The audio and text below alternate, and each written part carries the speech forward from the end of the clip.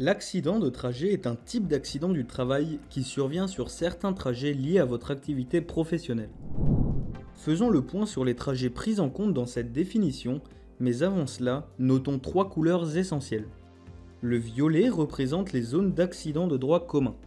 L'orange représente les zones d'accident du travail et le bleu représente les zones d'accident de trajet.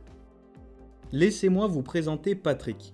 Patrick habite juste ici, c'est son domicile. Il est 7 h du matin, Patrick se lève et se rend à son travail.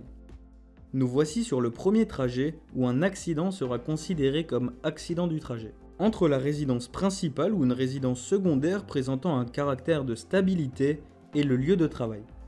Il faut que ce trajet soit le plus direct possible, sauf si un détour est effectué dans le cadre d'un covoiturage régulier.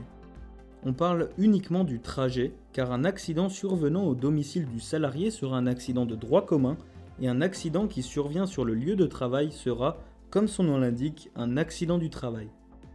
Patrick passe sa matinée au bureau.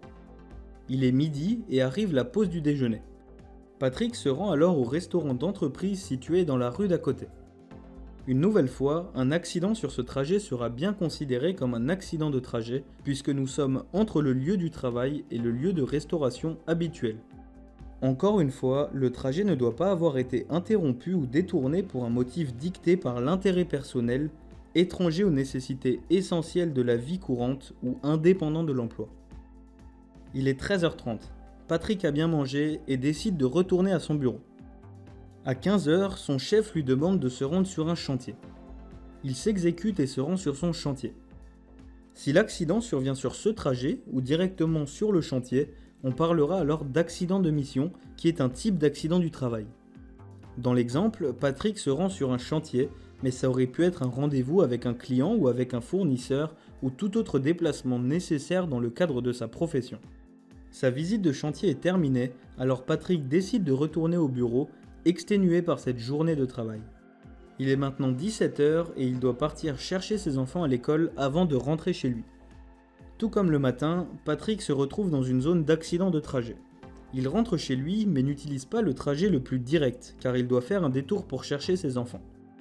Heureusement, le code de la sécurité sociale permet de réaliser des détours pour des nécessités de la vie quotidienne.